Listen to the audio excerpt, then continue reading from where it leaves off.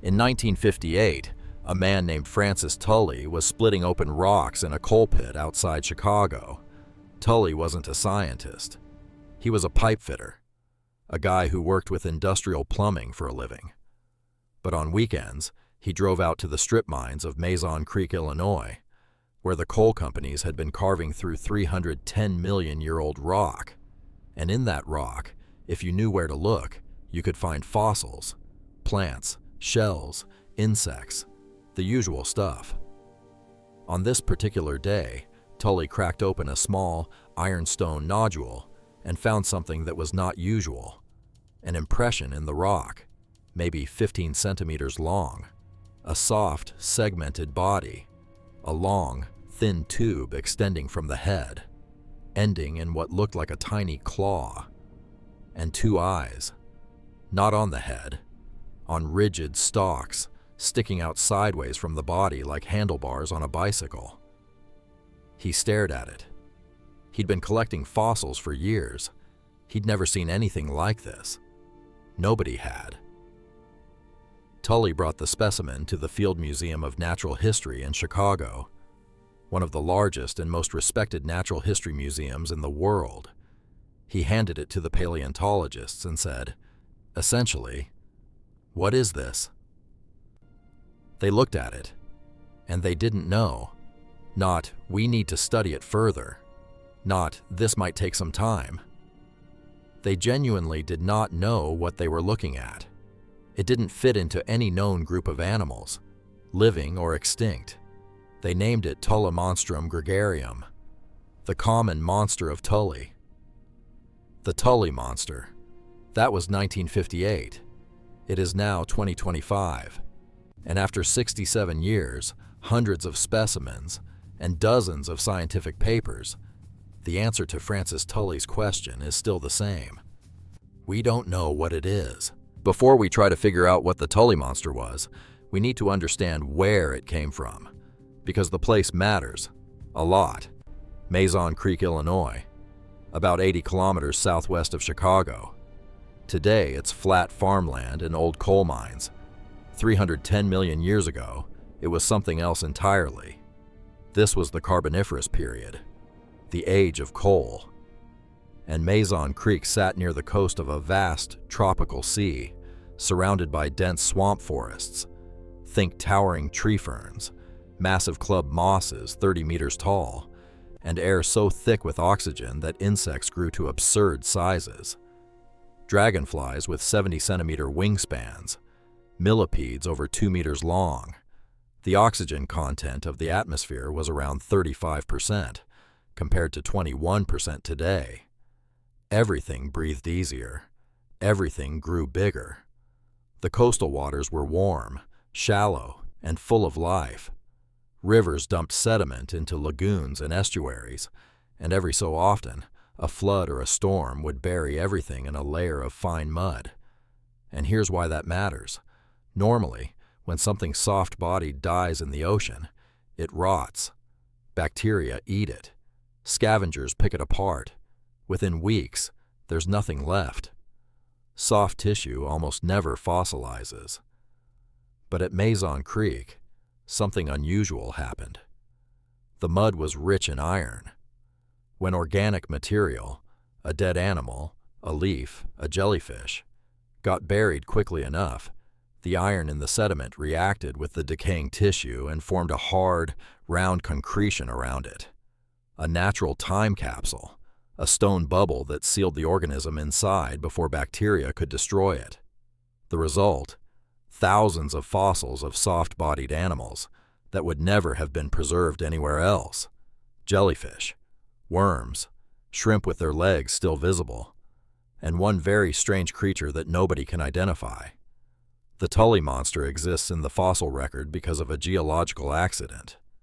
If Mazon Creek hadn't had iron-rich mud, if the burial hadn't been fast enough, if the chemistry had been slightly different, we would never have known this animal existed. Think about that. How many other soft-bodied creatures lived and died across hundreds of millions of years and left absolutely no trace? The Tully Monster might be the tip of an iceberg we can't even see. So, Let's look at this thing. Over 2,000 Tullimonstrum specimens have been found at Mazon Creek. All of them from the same geological formation. All of them roughly the same age, about 310 million years old. And all of them look like something that shouldn't exist. The body is soft. No shell, no exoskeleton, no bones, at least none that fossilize clearly. It's elongated, vaguely torpedo-shaped, somewhere between 10 and 35 centimeters long, roughly 4 to 14 inches. The largest specimens are about the length of your forearm. Segmented, but not like a worm or an arthropod. The segmentation is subtle, almost muscular. At the back, there's a tail fin, vertical, not horizontal, which is interesting, because vertical tail fins are typically associated with fish and other vertebrates. Most invertebrates that swim, squid, jellyfish, don't have that kind of structure. At the front, things get weird. A long, thin proboscis extends from the head, about a third of the total body length. It's flexible, tubular, and at the very tip there's a small claw-like structure, lined with tiny tooth-like projections. It looks like a grabbing tool, like a tiny mechanical arm with a pincer at the end. Nobody knows exactly how it worked. Did the animal use it to grab food and bring it to a mouth at the base? Did the proboscis itself contain a mouth? Was it more like a tongue, a trunk, a straw? We don't know. And then, the eyes. 2 eyes, mounted on a rigid bar that extends sideways from the body. Not flexible stalks like a snail, a solid, T-shaped bar, like a hammerhead shark, but proportionally much wider. The eyes sit at the tips, pointing outward, giving the animal an extremely wide field of vision. The bar is one of the most consistently preserved features, which means it was probably rigid, possibly cartilaginous, possibly something else. It's structurally unique. No known animal, living or extinct, has eyes mounted quite like this. And then there's the stripe. Running down the middle of the body, in most specimens, there's a light-colored band, a narrow line from roughly the head area to somewhere near the tail. It's clearly an internal structure of some kind, preserved because of the exceptional Mazon Creek conditions. But what is it? Is it a gut? A digestive tract? That's the simplest explanation. Most soft-bodied animals have a visible gut when preserved. Or is it something else? Something with much bigger implications. That stripe is where the entire debate hinges, and it has divided paleontology for over a decade. For the first 58 years after its discovery, the Tully Monster was classified as, essentially, we have no idea, but probably some kind of invertebrate. The logic was straightforward. It's soft-bodied, no visible bones, no clear vertebral column. The proboscis looks vaguely like structures seen in certain worms and mollusks. The segmentation could be muscle blocks or could be something else. File it under weird invertebrate and move on. But which invertebrate? Hypothesis 1. It's a mollusk. Some kind of bizarre snail or slug relative. The proboscis could be a modified radula, the toothed tongue-like structure that snails use to scrape food. The body shape is vaguely slug-like. Problem: mollusks don't have eyes on rigid bars. They don't have vertical tail fins. The body segmentation doesn't match any known mollusk anatomy, and the proboscis structure, when examined closely, doesn't resemble a radula at all. Hypothesis 2. It's a worm. Some kind of polycate or nemertean, a ribbon worm with a modified proboscis. Problem: worms don't have rigid eye bars either. The tail fin is wrong, and nemertean proboscises work by eversion. They shoot out from inside the body. The Tully Monster's proboscis appears to be a permanent external structure. Different mechanism entirely. Hypothesis 3. It's an arthropod. Some kind of anomalocaridid relative or other early arthropod with unusual morphology. Problem: No exoskeleton. No jointed limbs. No evidence of molting. The segmentation pattern doesn't match arthropod body plans. Every door leads to a wall. For decades, the Tully monster sat in a taxonomic limbo called inserte sedis, Latin for of uncertain placement. It was officially an animal that belonged nowhere. Not a mollusk, not a worm, not an arthropod, not a fish. Just a thing. A 310 million year old thing with a claw on a stick and eyes on a bar that science could not place in the tree of life. And then, in 2016, everything changed. Or seemed to. In March 2016, a team from Yale University published a paper in the journal Nature, one of the most prestigious scientific journals on Earth. The title was straightforward. The conclusion was not. They argued that Tullimonstrum was a vertebrate. Not just any vertebrate. A stem lamprey, a primitive relative of modern lampreys, those jawless, eel-like parasitic fish that attach to other animals and feed on their blood. The evidence came from two key observations. First, the stripe. The Yale team analyzed the light-colored band running through the body using advanced imaging techniques. They argued it wasn't a gut. It was a notochord, a flexible rod of cartilage that serves as a primitive backbone. Every vertebrate embryo has a notochord. In most vertebrates, it's eventually replaced by a true spinal column. But in lampreys and hagfish, the most primitive living vertebrates, the notochord persists into adulthood. If that stripe was a notochord, then the Tully monster had the defining feature of a vertebrate. Second, the eyes. The team examined the chemical composition of the preserved eye structures using synchrotron radiation, essentially a very powerful X-ray. They found granules of melanin arranged in a pattern consistent with melanosomes, pigment-containing structures found in vertebrate eyes. Specifically, the arrangement looked similar to what you'd find in a lamprey's eye. The paper landed like a bomb. Nature, Yale, vertebrate. Problem solved. The Tully monster was a fish, a weird, ancient, highly modified fish, but a fish. It made headlines around the world. Mystery of the Tully monster solved after 58 years. Illinois state fossil identified at last. It's a lamprey. Case closed, except it wasn't. Almost immediately, other paleontologists pushed back.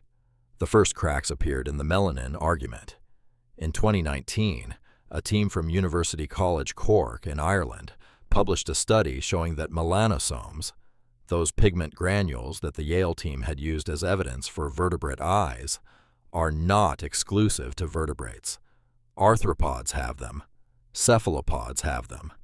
Several groups of invertebrates have melanosomes in their eyes that look almost identical to vertebrate melanosomes under a synchrotron. In other words, the eye evidence didn't prove it was a vertebrate. It only proved it had eyes, which we already knew. The notochord argument hit similar problems. Other researchers pointed out that the light stripe could just as easily be a gut tract, a blood vessel, or a structural feature unrelated to a notochord. Without being able to analyze the chemistry of the stripe itself, which is difficult with compression fossils, there was no way to definitively say this is cartilage versus this is digestive tissue. Then came the morphological analysis. In 2020 and 2023, separate teams ran mathematical comparisons of the Tully monster's body proportions against every major animal group: vertebrates, arthropods, mollusks, worms. They used geometric morphometrics, basically comparing shapes statistically. The result, Tullimonstrum didn't cluster with any of them. Not vertebrates, not invertebrates, not anything. It sat alone, an outlier in every analysis, a data point with no group. The 2023 paper went even further. The authors suggested that the Tully monster might represent a completely extinct body plan, a branch of animal life that has no living descendants and no close relatives in the fossil record. Not a weird vertebrate, not a weird invertebrate. Something else entirely. A lineage that appeared, existed for some period, and vanished without leaving anything behind. A dead end on the tree of life that we only know about because of an iron-rich mudflat in Illinois. Today, Tullimonstrum gregarium remains classified as Incertae sedis, of uncertain placement. Officially, we don't know. It is the state fossil of Illinois. It's on their license plates. There are Tully Monster plush toys in the Field Museum gift shop. School children learn about it. It has a Wikipedia page, a fan base, and more scientific papers written about it than most well-understood animals. And nobody, not Yale, not Oxford, not any paleontologist alive, can tell you what it is. Here's what I keep thinking about. The Tully monster was soft-bodied. It only fossilized because of a chemical accident in the mud. If that accident hadn't happened, if the iron content had been slightly lower, if the burial had been slightly slower, this animal would have rotted away 310 million years ago, and no one would ever have known it existed. How many other animals like this lived and died and left nothing? We talk about the fossil record like it's a book, like you can open it and read the history of life on Earth. But it's not a book. It's a book with 99% of the pages ripped out, and the pages we do have are water damaged, out of order, and written in a language we're still learning. The Tully monster is a reminder that the history of life on this planet is far stranger, far more alien, and far less understood than we like to pretend. And if a single creature from one mudflat in Illinois can stump the entire field of paleontology for 67 years, imagine what's still out there, locked in rock, waiting to be found. Or worse, imagine what was never preserved at all. Now, in the last video, we explored an ocean ruled by giant invertebrates. In this one, a creature that might not be a vertebrate, or an invertebrate. Next time, we're going somewhere very different. A continent that was cut off from the rest of the world for 50 million years, and where evolution went completely, spectacularly insane. Until next time, stay curious, stay terrified,